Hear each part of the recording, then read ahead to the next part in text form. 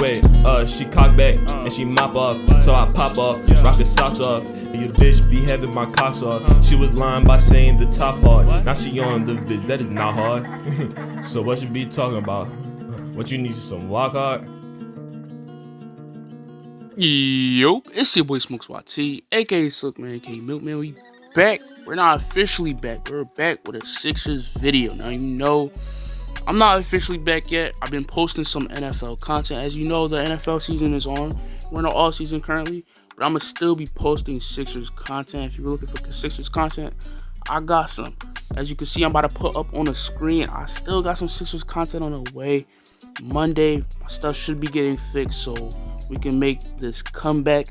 But yo, first, before we start this video is sponsored by Shop Jamila. Shop Jamila is where you can get all the health tools, your outdoor tools, every product you need, it has it.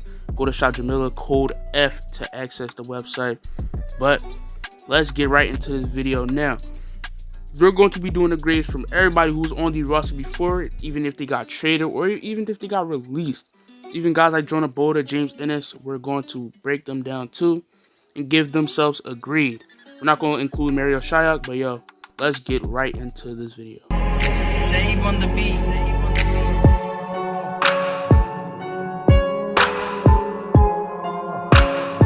Okay, let's get right into this video. The first person we're going to start off with is Trey Burke, who Trey Burke did pretty solid the time he was here in Philadelphia. 5.9 points per game, 2.1 assists, 0.0 rebounds, 46% from the field goal, and 3 points, 42%.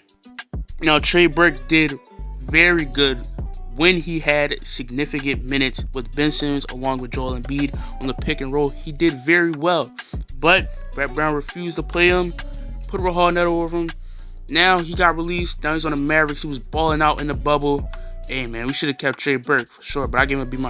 Next we got James Ennis. I gave him a C+, 5.8 points, 0.5 assists, 2.1 rebounds, 44% from the field goal line, and 3.34%. Now James Ennis was a good role player here in Philadelphia. Honestly, we should have kept him, but as you know, Brett Brown and his tactics, sometimes he has the control over stuff, so we couldn't even do nothing about that. But James Ennis, I gave him a C. Jonah Bolden, we gave him an F. The Jonah Bolden experiment failed completely. I'm not going to even go over the stats, but Jonah Bolden was a guy I could have felt like could have developed into a very solid role player. You know, he was a good passing big man. He could stretch the floor. He could play defense for you, but he just did not get the significant minutes that he should have gotten. So now he's on the Suns. Let's see what he can do. Next up, we have Norvel Pelle, who averaged 2.4 points per game, 0.3 assists, 3.3 rebounds. Had averaged a block. I gave him a D+, because look, although he was a very good rim protector, he did cause foul trouble, and he was a liability on offense. If the pick and roll did not work, he'll be basically a liability. But Norvel Pelle, D+. Next up, we have Zaire Smith, who didn't really get to play no games, given the fact this man is injured. I mean, Zaire Smith at this point probably can consider him as a bust. Now, we know it's too early. I know it's too early. But we're not going to just sweep this under the rug. Like, we did not trade this man over Mikal Bridges. We drafted this man over Mikal Bridges. I mean, it's crazy. But let's get on to the next. Next up, we have Rahal Neto, who I give a D+, 5.1 points per game, 1.8 assists, 1.1 rebound. I mean, Rahal Neto, he had his games against the Warriors, but Rahal Neto got minutes over Trey Burke, over Alec Burke. I mean, I just really cannot talk about it. It's just disappointing to me, but I gave him a D. Next up, we have Kyle O'Quinn, who averaged 3.5 points per game, 1.4 assists, 4.0 rebounds. I mean, Kyle O'Quinn was the veteran presence of this team that we thought Al Horford was going to do.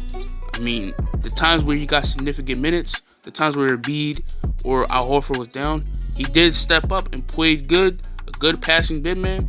I would low-key want him back next year, but yo.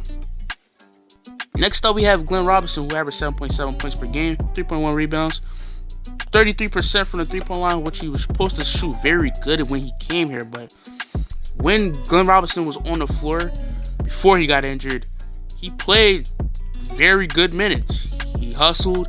He got some points. He was cutting. This man, Glenn Robinson, is a guy we should re-sign along with Alec Burke, who I'm really about to get on next.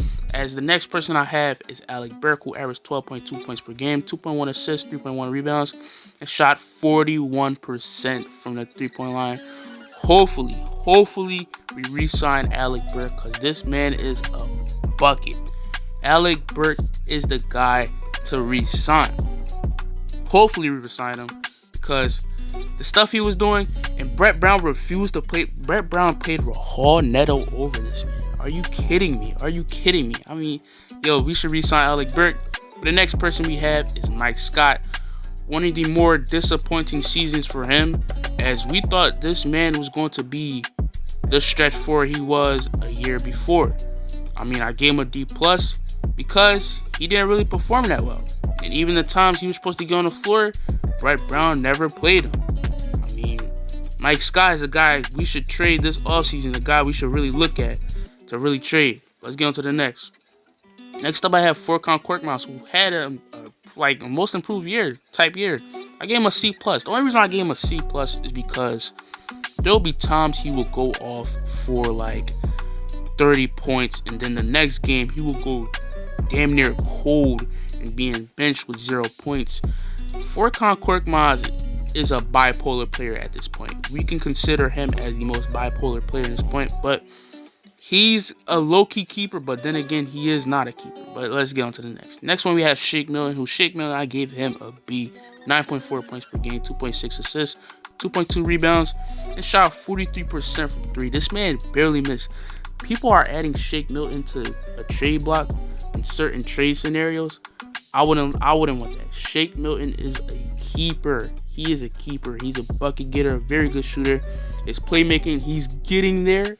But Shake Milton is a keeper, a guy who I would keep in this offense when Doc Rivers get.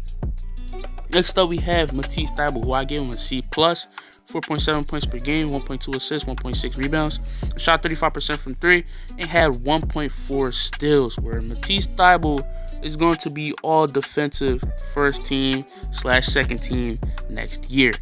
He was a liability on offense. He did get some catch and shoot type plays, but overall he was good at defense. Sometimes he got abused, but Matisse Thybulle he's up next.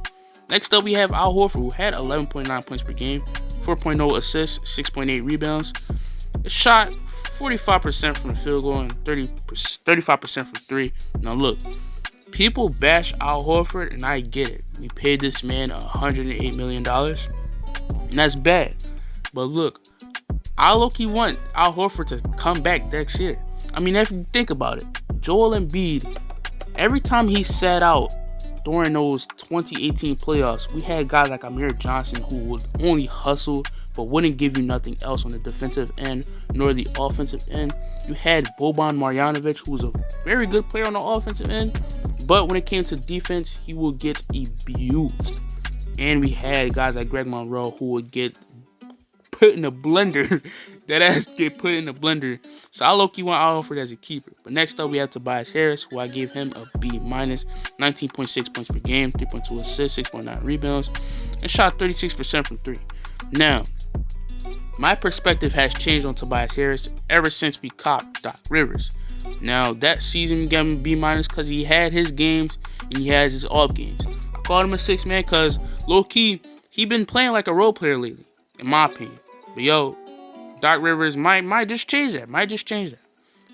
Next up, I have Ben Simmons, who's averaging 16.4 points per game, 8.0 assists, 7.8 rebounds, shot 58% from the field goal, and shot himself a 3, surprisingly, and averaged 2.1 steals per game. Other than him not shooting a 3, Ben Simmons did pretty good, especially on the defensive end. This man should have been top 3 in candidates. He was top 4 in Defensive Player of the Year, which I really think he should have won. But Ben Simmons, hopefully he gets a shot next year. Hopefully. But next up, in final, we have Joel Embiid, who averaged 23 points per game, 3.0 assists, 11.6 rebounds, who had himself a pretty decline. I mean, it's not his fault. Him and Ben Simmons, it's not his fault. It's not their fault. They had a coach named Brett Brown. And the situation they was put in where they had Al Horford in to buy 50 centers in the paint. Just know they had 50 centers in the paint. And Joel Embiid was a little unshaped, like he was not in shape. But yo, he had himself a solid season, in my opinion. But please, can we stop with these trade rumors with the Warriors and the Rockets? I don't know who reporters is on weed or something. But yo, look, y'all let me know what y'all think in the comments. Got some Sixers content coming soon once I get my stuff fixed up. But yo, it's been your boy Smokes YT, and we out here. Subscribe, like, and God. Cheers.